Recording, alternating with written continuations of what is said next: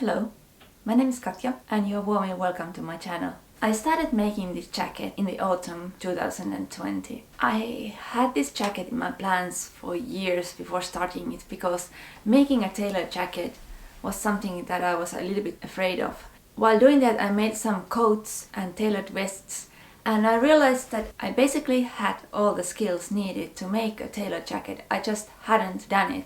Well, I made my 1902 jacket, but for that the wool I used was quite unusual wool gabardine that hated water. It was not moldable by iron, so I couldn't do any iron work, and also the shape was a little bit unusual. I bought this Marfy jacket pattern years ago when I started planning to make a real tailored jacket. I love the big collar and the tailored look of the jacket. I also made a toile, but that was a disaster. I was so disappointed.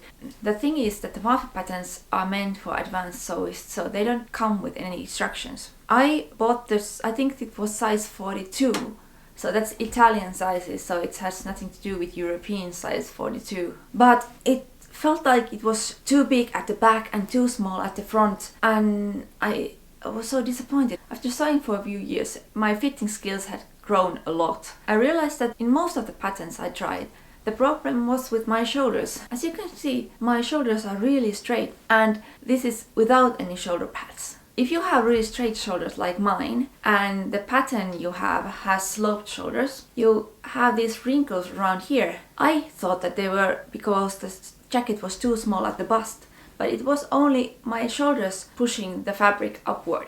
So now that I started again, I corrected the shoulder slope even before I cut any toile fabric. And that did the trick. I didn't have to do anything except slight adjustments at the hips, but that was all. I bought this lovely red tweed because I've always wanted to make a jacket that looks like Bernadette's jacket in her videos. The red jacket, this one.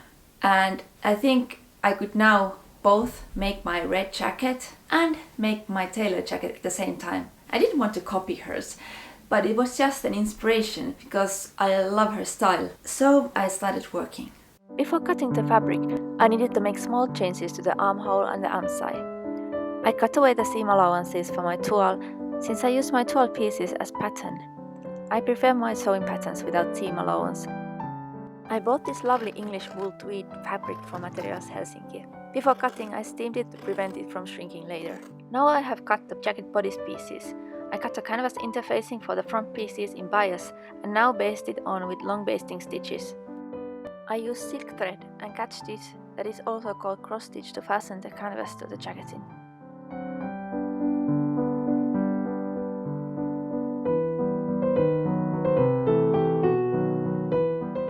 The bias cut tape enforces jacket fronts.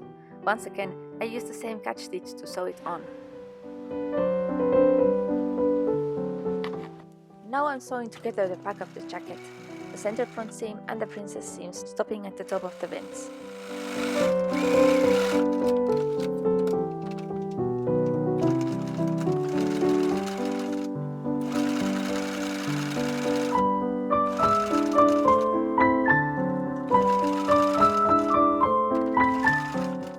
And the front princess seam. However, this was something that I had to rip out later since I was getting ahead of myself here. Pressing is a very important part of tailoring. I press all the seams first flat and then open the seam allowances.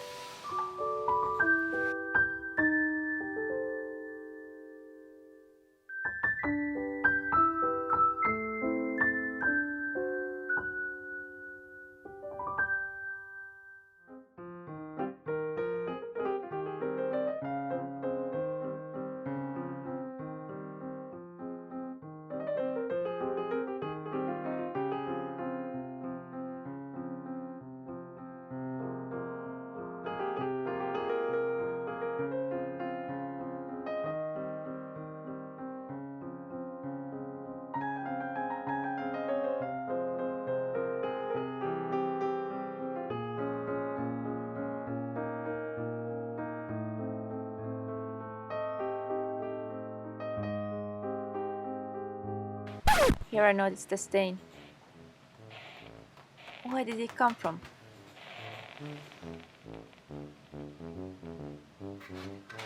It didn't take long to find the culprit.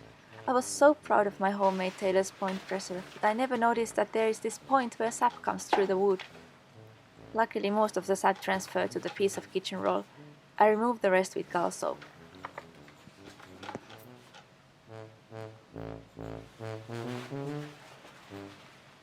Have you ever gone back to an old sewing project after taking a break and doing something else, and you realize that you have rushed through the whole thing and you've done everything wrong and you have to start all over again? Because I just did that. I was working with this tailored jacket before I started my fall costume projects, and I stopped because I got so frustrated with me staining the jacket and having to clean it, and I know I somehow lost my mojo, and yeah, but I really want to finish it because I love this fabric. It's so beautiful. So I took it out. It was all crumbled in my basket and I pressed it, and then I started looking at it and it was so weird. First I had sewn on this interfacing, but I had completely forgotten to add the pockets. Usually when I do tailoring work, I follow this tailoring book, which I can recommend. It's Classic Tailoring Techniques, Construction Guide for Menswear by Roberto Cabrera, and it's a good book. But it seems that I was too confident with my skills and I didn't go through the book step by step. I thought I knew what I was doing and I was rushing forward. So I had forgotten to add the pockets. I had also sewn on this Ramazan tape, and I had forgotten to add ease here where the label turns, so that this tape would have prevented it from laying flat. So last night I took out my hand sewn stitches and ripped out the tape and ripped out this interfacing. Oh, one other thing I forgot was to add a dart in here, because this book instructs to add little dart which allows for movement. Are we at the fourth? Yeah, fourth thing that I forgot is to add shaping to the waist area and the bust area. So I should have done some iron work before I actually started adding structure to the jacket. So what this means is that I have to start all over again. I think I might be able to sew these stitches over here. Well, it depends. I have to see where the pocket goes, but I think the pocket goes over here. I have to rip out this seam here because it's really hard to do shaping for this jacket if I don't have the pieces separate so that I can spread them out. I think it actually was a good idea to have a break because now I can do this properly. Now I'm going to rip out these seams and then do the shaping of these pattern pieces and then re-sew this seam at the pocket and then attach the interfacings back again. Finally, it doesn't take that much time if I do it at this point. But if I were to sew all the seams of the jacket and then realize that I cannot make the label lie flat, it would be much harder to fix. So it really is a good idea to take your time and do this thing properly.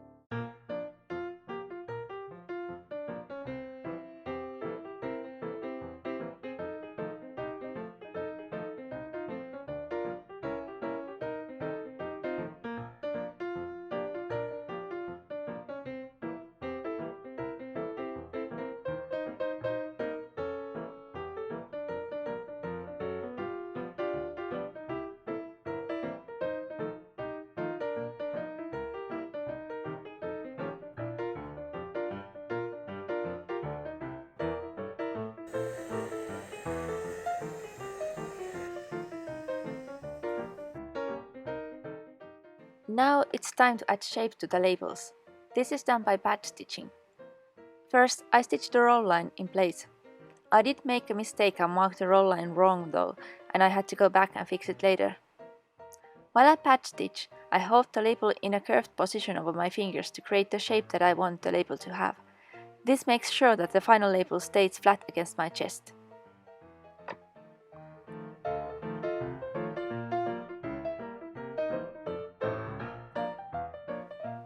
Now let's make the pockets.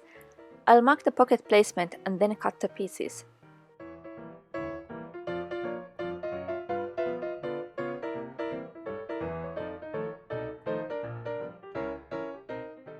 I'll interface the pocket flaps and the pocket side with fusible interfacing. The lining is regular acetate lining fabric that I had laying around.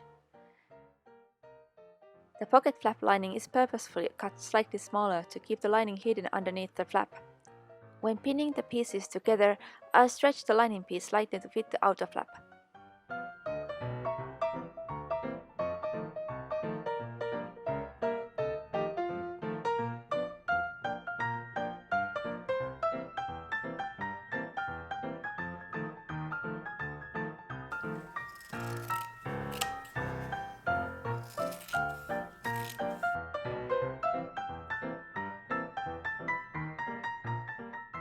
To create crisp edges, I now prick stitch around the pocket flap edges with silk thread.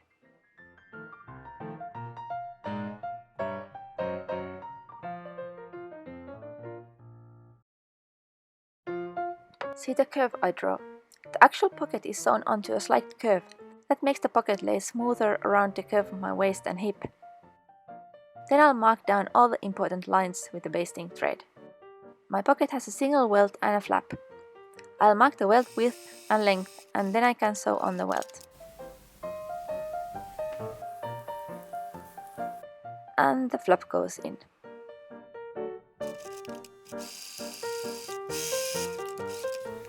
Cutting open the welt pocket always feels scary to me.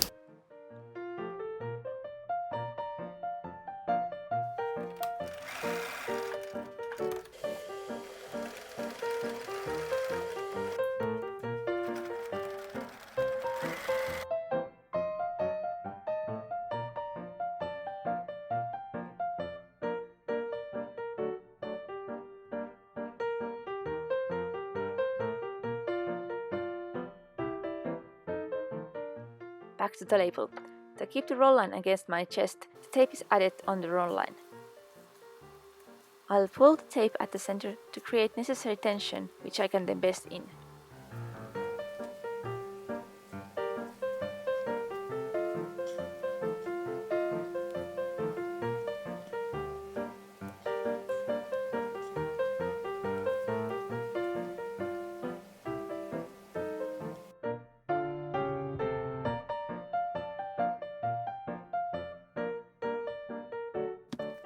Now I can finally sew the front princess seam.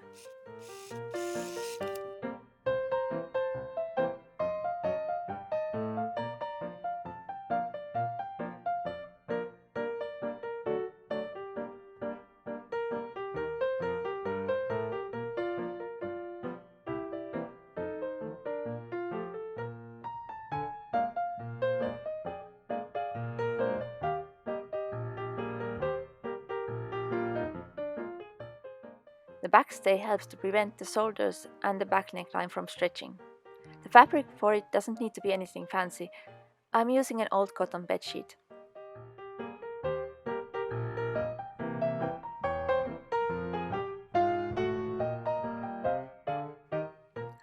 I'll sew on the shoulder seams even though I need to rip them out later. I want to be able to try the jacket on at this stage. Sewing the side seams is a bit tricky due to the pockets that lay so close to the seam.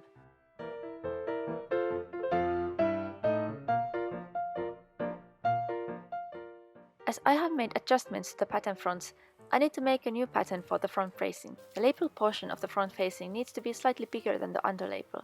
My jacket is taking shape. However, I noticed I made a mistake. This is not where my roll line should be. My roll line is here, which is good because this would be a really ugly color. So I already ripped out the other tape.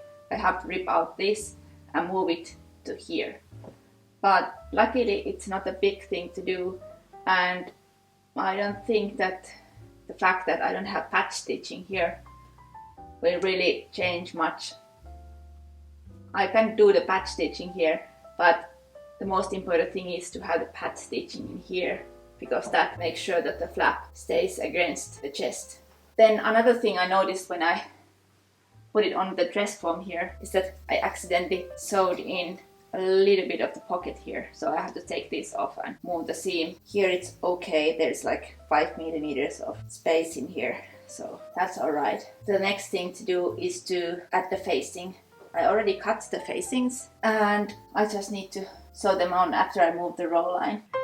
Now I can sew on the facing.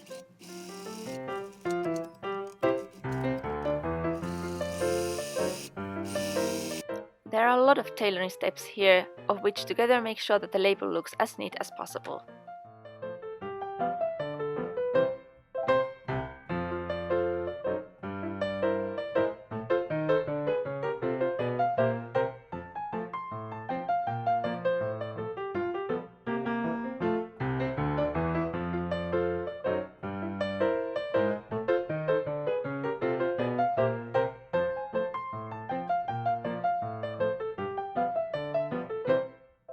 I started to make a collar and I noticed something quite important that I haven't realized before. So my collar is cut from two pieces like this. They have seam allowance, but at the seam there's just 6 millimeters and there's 30 millimeters all around. The undercolor is color Melton, so it's like a felted wool. You just cut both in bias and you have to flip the pattern like this so that you get the same gray. However, with the canvas you can choose the axis you flip the pattern and you can choose it the wrong way. This is my first canvas piece. It goes around the color like this, so this is the center back. So it's make the color like this. This is the label. Now the color canvas has these horsehairs and the main horsehairs go in this direction. So this means that in this direction it falls really easily, but in the other direction it doesn't fold so easily. So of course I want the strong fibers pointing to the direction of the label, and for this I didn't do it. This was the first piece I cut, and that will lead to a floppy color label. I realized my mistake and turned the axis 90 degrees so that I flipped the pattern towards the different axis. And now I have these strong fibers pointing towards the label, and that will make a color that will look much nicer. And because both pieces have been cut on bias and the pattern has been flipped, both of these labels have the same grain line. And this is what you should get. Cutting the coloring bias makes it drape nicely but still gives it structure where you need it. Just by doing this it already starts to look like a collar.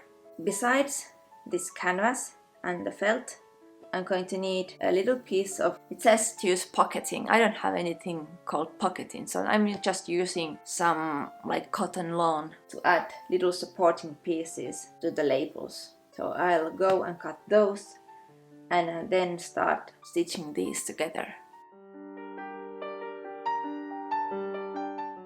The color patch stitching follows this half circle pattern.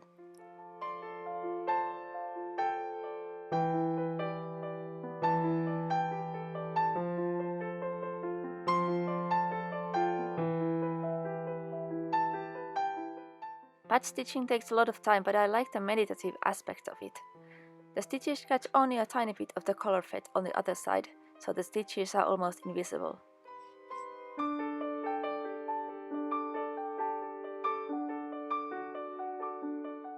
Once more, I am curving the fabric over my fingers to create shape to the color.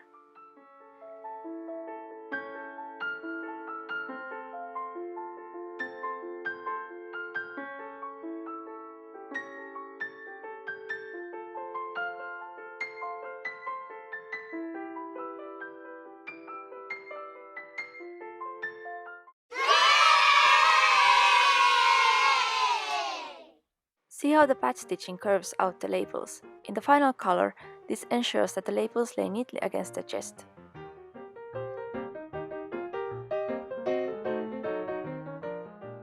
I have cut away the extra seam allowance.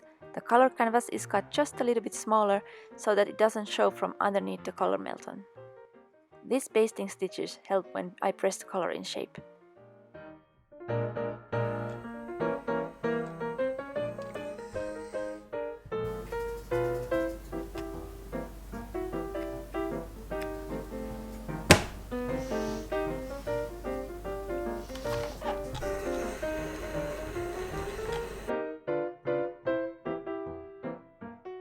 Before fastening the collar, I have to make the lining. I use viscose lining remnants from my old coat. I cut the fabric with big seam allowances to add wearing ease.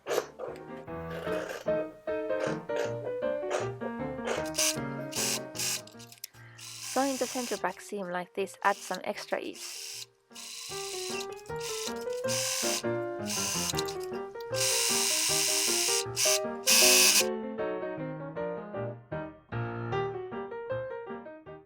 To fasten the lining, I have to now unpick the shoulder seam.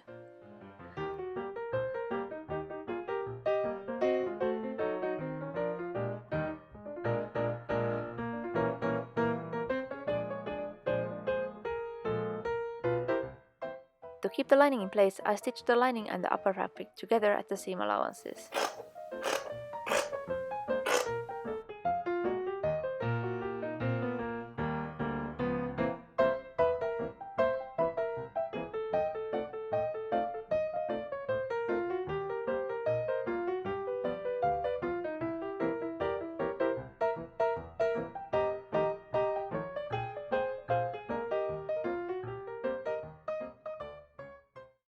Now I can move back to working with the color. I first paste the color on. I don't know what happened, but for some reason my color is slightly too big. Finally, I just cut away the extra after making sure that the color would lay correctly. On the wrong side, I attached the seam allowance to the color canvas.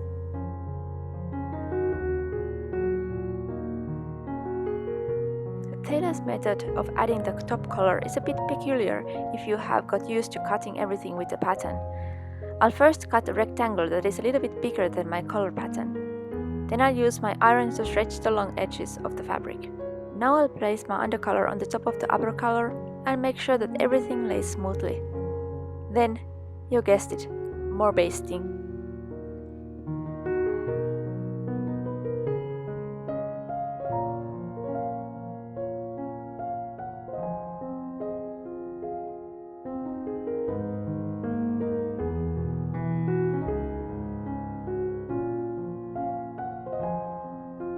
Now I can trim away most of the extra fabric.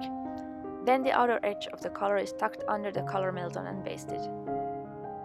Finally, I can join the upper collar to the collar melton. I do this by hand using grey silk thread and tiny stitches.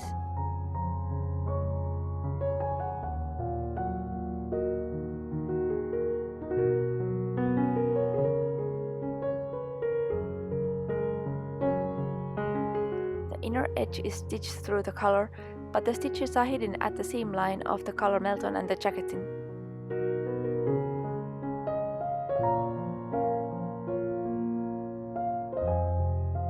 Then the lining is brick stitched over the collar.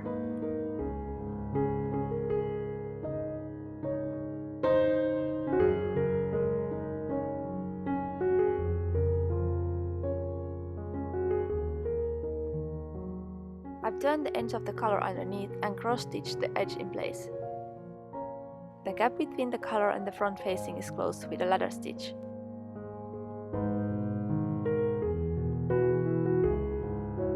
Now I'm fastening the hem of the lining. I couldn't add as much ease as my tailoring book suggested, as I didn't add enough length at the cutting stage.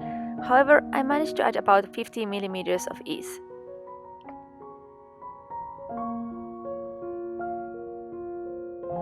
Now I can cut out the sleeves.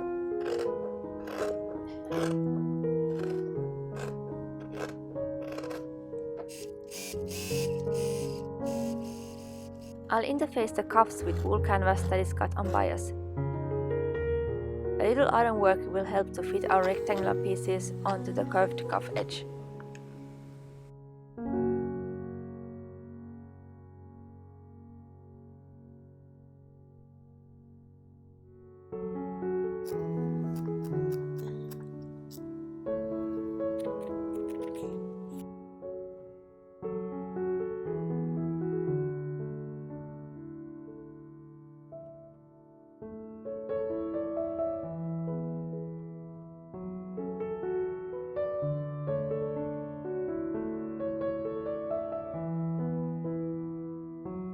I cut my vents a bit too big, just in case, but I will now take out the extra.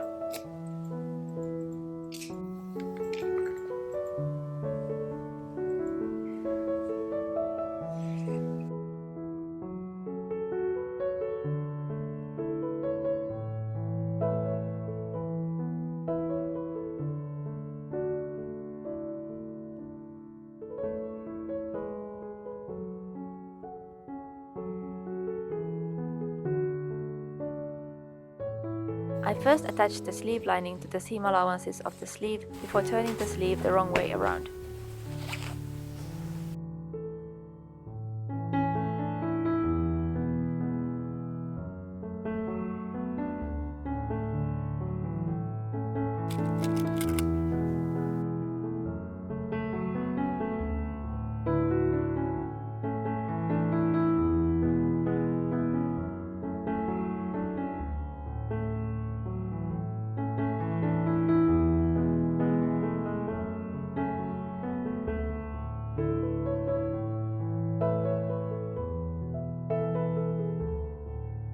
Now I can set the sleeves.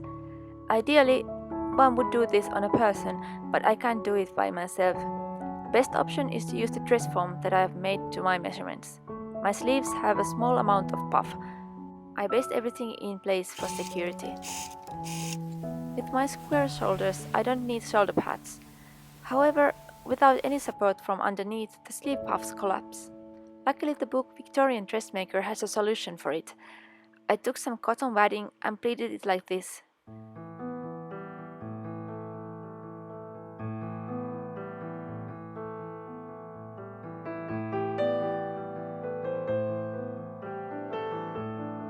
I sew the plaits loosely in place and round the piece at the corners.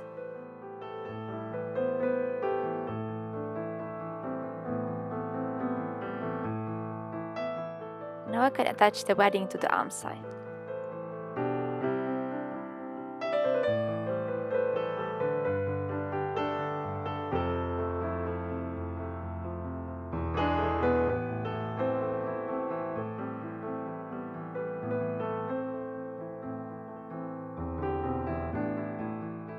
I have now gathered the sleeve lining at the shoulder and I can sew it in place. And then the body sliding closes the gap.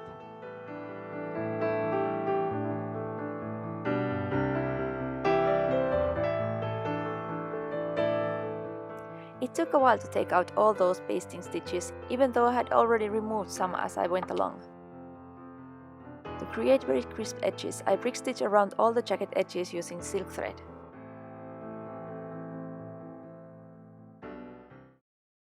I decided that this jacket deserved real horn buttons, so I went and bought these. They are so much prettier than the plastic buttons.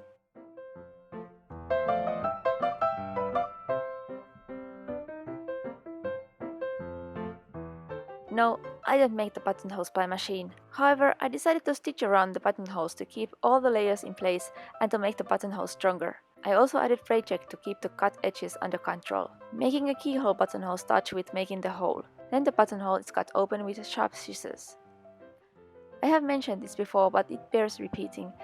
When you buy buttonhole gimp, don't bother to buy several colors. You can always use permanent markers to dye your gimp into whatever color you need.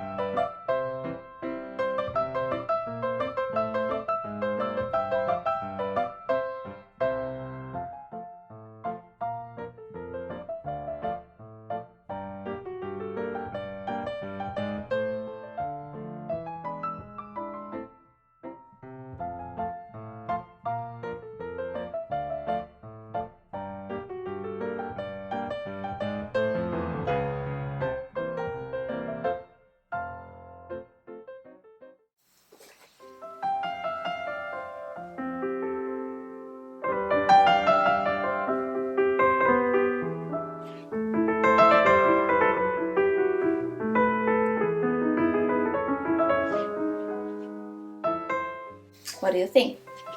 I'm really happy how it turned out. I like the horn buttons and the fabric is so warm and nice. It fits really well. At the last minute I had to do one correction. I had to take in from the center back seam. Perhaps the fabric stretched a bit or I made a slight error in fitting when I was doing the muslin, but the back was slightly too big, and I think taking it in just slightly improved the fit a lot. Let's button it up.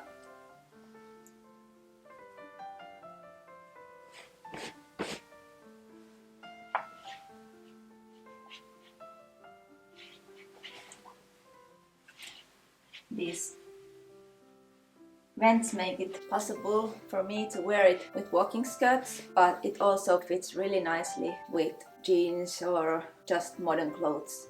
I think I sort of got what I was looking for. I wanted to create a jacket that would go with modern clothes and with my history bounding outfits. I wanted it to have some kind of Victorian feel, but not so much that it would look odd when combined to modern clothes.